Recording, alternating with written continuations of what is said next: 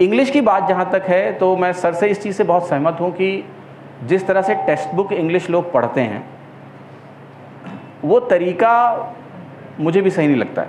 मैं आपको बताता हूँ कि मैं हिंदी मीडियम से पढ़ा हुआ हूँ पूरा। मैंने पहली बार जब कैट का एग्ज़ाम दिया तो मेरी परसेंटाइल इंग्लिश में आई थी 25। लकली स्कोर कार्ड मेरे हाथ में आया था तो मैंने किसी को दिखाया नहीं, ठीक है। मैथ्स में 99.99 परसेंटाइल थी, DI में, LR में। वहाँ मुझे समझ में आ गया कि अंग्रेजी में बत्ती गुल है भाई, ठीक है। Then I started with Wren and Martin कि चलो कुछ करते हैं। 2 दिन पढ़ा, फेंक दिया। फिर एक लाल किताब आती है, कौन सी, वोकैबुलरी वाली, वर्ड पार्मेंट, वो भी थोड़ा बहुत पढ़ा लेकिन हो नहीं पाया। फिर मेरी जॉब लग गई तो मैंने कहा अब इंग्लिश की ज़रूरत क्या, छोड़ो, ठीक है। बट ये था कि इंग्लिश को सीखना है और मुझे ये पता था कि मैं टेक्स्ट बुक से इंग्लिश सीख नहीं सकता हूँ, ठीक है, क्योंकि वो मुझे उसमें इंटरेस्ट ही नहीं था। लोगों ने बोला मूवी देखो तो इंग्लिश ठीक होगी। मूवी में सबटाइटल देखना शुरू किया तो मुझे लगा मूवी देखूं या सबटाइटल पढ़ूं, वो भी नहीं समझ में आया। इंग्लिश में बात करने वाला कोई था ही नहीं वहाँ। लोग इंजीनियरिंग कॉलेज में, आपको पता है अंग्रेजी में बात कब करते हैं, ठीक है, शराब पीने के बाद, ठीक है। तो ऐसे कोई नॉर्मल हालत में हिंदी में, इंग्लिश में बात करने वाला भी नहीं था। तो मेरे सारे मोड कट गए कि इंग्लिश सीखने का तो मेरे पास कोई तरीका ही नहीं है। देन मैंने इंग्लिश पढ़ना शुरू किया, मैंने नॉवेल्स पढ़ना शुरू किया। तो इंजीनियरिंग कॉलेज से निकलने के बाद मैं इन्फोसिस गया, वहाँ एक बहुत अच्छी लाइब्रेरी थी।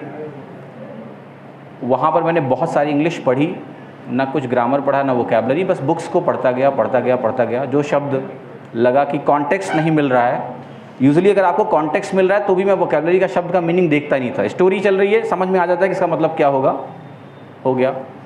ये प्रोसेस चलता रहा। 3 साल में इंग्लिश पढ़ता गया, बस मैंने कुछ नहीं किया और, ठीक है, खूब इंग्लिश पढ़ी। और उसके बाद मैंने एक बार अंग्रेजी बोलने की कोशिश करी, अंग्रेजी निकली अंदर से। आई वॉज सरप्राइज, ये क्या हो गया। मैंने अपना पहला बैच जो पढ़ाया है मैथ्स का, DI का, वो इंग्लिश में पढ़ाया है। साउथ इंडियन बच्चे थे सारे।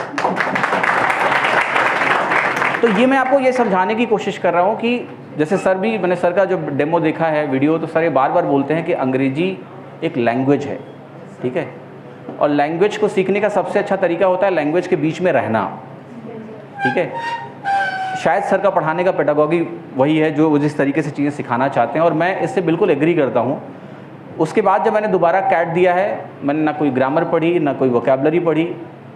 कैट में खैर कॉम्प्रिहेंशन ज़्यादा आता है, वर्बल एबिलिटी आती है।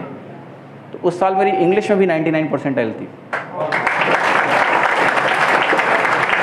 और ये चीज़ मैंने एक बार नहीं करी, 4 बार करी है। तो मैं आपको ये समझाने की कोशिश कर रहा हूँ कि there is a way to learn, language is a very different thing. मैं ये नहीं कह रहा हूँ आप 4 साल दो, श्रीकांत सर 4 महीने में वो काम कर रहे हैं आपके लिए।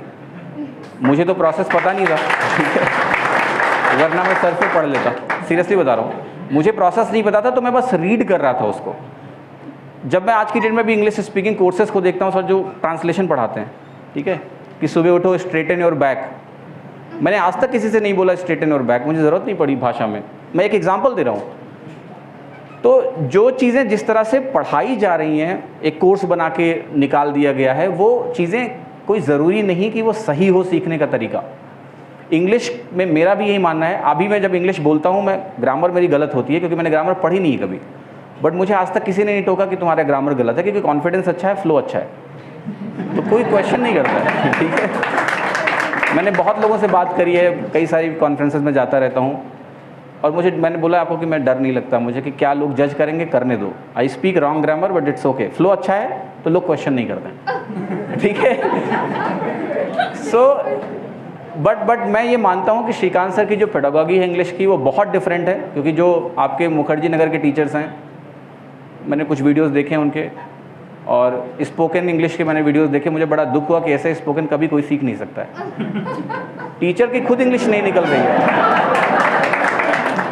वो टीचर जब इंग्लिश बोल रहा है तो मुझे लग रहा है इतना फ्रिक्शन है उसके अंदर, कैसे स्पोकन सिखा रहे हैं। But that's how things are working. बच्चे हैं, मासूम हैं, बेवकूफ़ बना लो, ठीक है, चल जाता है। बट सर का पढ़ाने का तरीका मुझे बहुत पसंद आया इंग्लिश का। और मुझे लगता है कि बट पता है प्रॉब्लम क्या है, मैं एक चीज़ और बता रहा हूँ। जब कुछ चीज़ डिफरेंट होती है तो उसके लिए लोगों को कन्विंस करना बड़ा मुश्किल होता है। जिस फेज में श्रीकांत सर हैं, इस फेज में मैं था 3 साल पहले। मैं मैथ्स में एक नई चीज़ लेके घुसा कि लोगों के थॉट प्रोसेस को चेंज करना है। लोगों ने मुझे कैसे बदनाम किया हुआ है कि रैमो सर से पढ़ना है तो पहले बेसिक अलग से पढ़ के आओ। अब जब बेसिक अलग से पढ़ाओगे तो मेरे पास आने की ज़रूरत क्या है? तो that's the truth, ठीक है? Because when you think little different, जैसे होता है ना कि अगर एक समाज है, सोसाइटी है, जैसे एक गांव है, गांव में सबका पेट निकला हुआ है, तो जिसका पेट नहीं निकला है वो ऑड वन आउट है ना? ठीक है, लोग कहेंगे ये कहाँ से पैदा हो गया। तो दैट इज़ द स्टोरी अभी। बट द थिंग इज, जो सही है वो सही है। श्रीकांत सर, मुझे पूरी उम्मीद है कि देश के सबसे बड़े टीचर बनेंगे आगे चल के।